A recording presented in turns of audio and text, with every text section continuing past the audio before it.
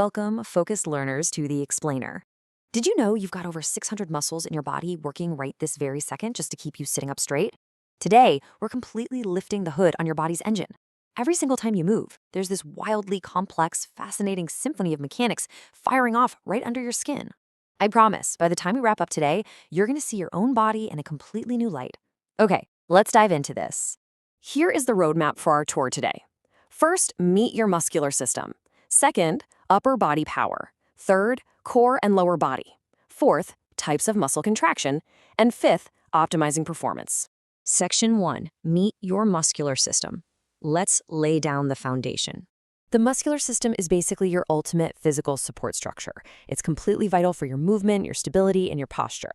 Every single muscle has a highly specific job to do, and getting a firm grip on these concepts is an absolutely crucial first step, especially if you're an athlete, because every muscle plays a massive role in sports performance. Honestly, you just can't truly optimize what you're capable of until you understand the machinery running the show. Moving right along to Section 2, upper body power. Let's look at the arms and shoulders. Now, what's really fascinating here is how your arms operate on a system of opposing forces. Think about a basic push and pull. Your biceps brachii flex the elbow joint and supinate, or rotate the forearm. That gives you the pulling power you need for hauling yourself up a climbing wall or swinging a cricket bat. But to create a perfectly balanced engine, you need an opposing force, right? Enter the triceps brachii. These extend the elbow, giving you that necessary explosive propulsion for a killer tennis backhand or a heavy overhead press in the gym. Let's slide up to the shoulder. This is a perfect example of raw power versus pure stability. The deltoid is your absolute powerhouse for overhead movements. We're talking spiking a volleyball, swimming freestyle, or shooting a basketball. But here's the thing, that raw power is totally useless without control. Doing the really critical behind-the-scenes work are your rotator cuffs. They stabilize the shoulder joint, making sure your arm actually stays securely in its socket during a massive baseball throw or a lightning-fast tennis serve. And this brilliantly illustrates the dynamic balance of your entire torso. Located right on your chest, the pectorals are your massive forward driving force.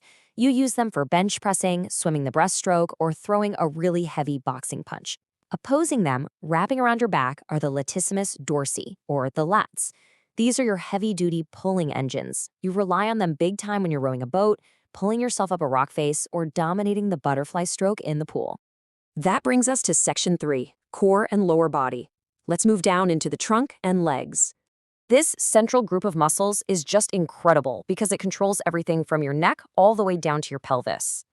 Starting up top, the sternocleidomastoid lets you flex and rotate your neck, which is absolutely crucial for maintaining head position during something intense, like a wrestling match.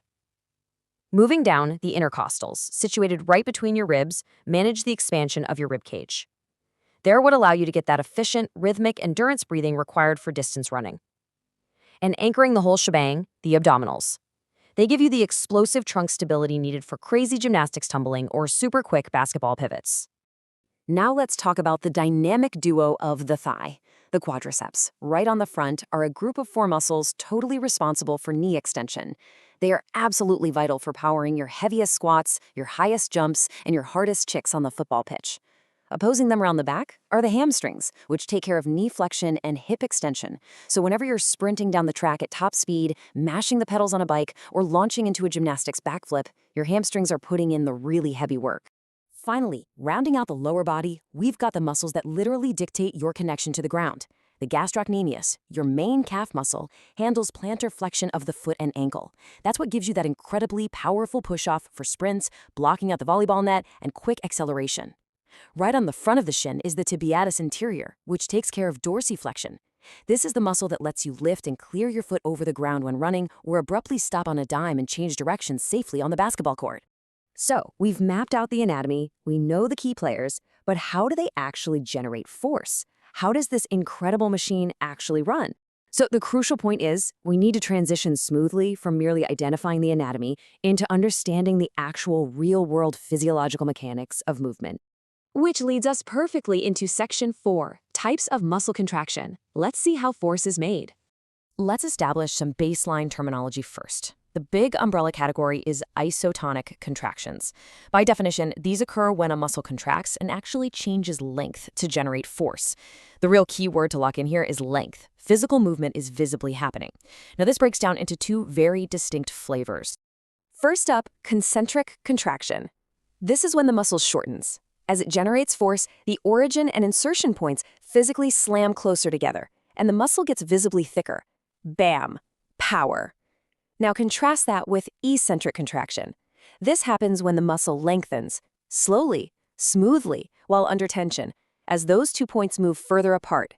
Eccentric contractions give you that essential control during the downward phase of movements, helping you actively resist the heavy, downward force of gravity. Let's map these clinical terms onto a movement we all know, a simple bicep curl. When you squeeze and lift that weight up toward your shoulder, your bicep actively shortens. That right there is your concentric contraction. But when you lower the weight, you don't just drop it, right? You control it, fighting against gravity. As the muscle lengthens while staying tense, you are performing a textbook eccentric contraction. Now let's shift focus to the second primary type of contraction, isometric contraction.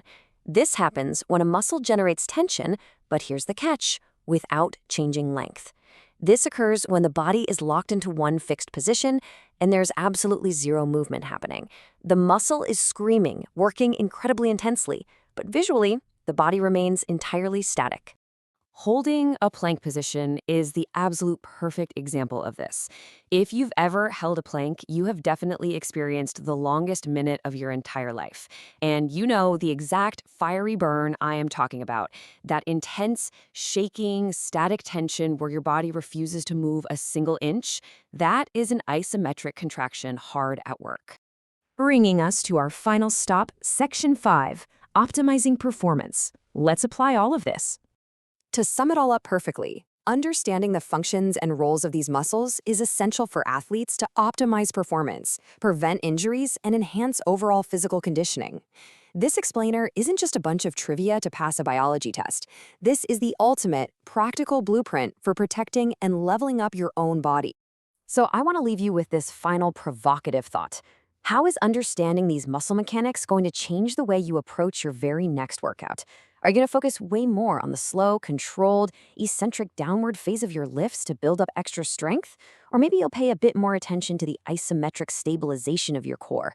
Take this structural knowledge, apply it directly to your own movements, and actually experience the difference it makes.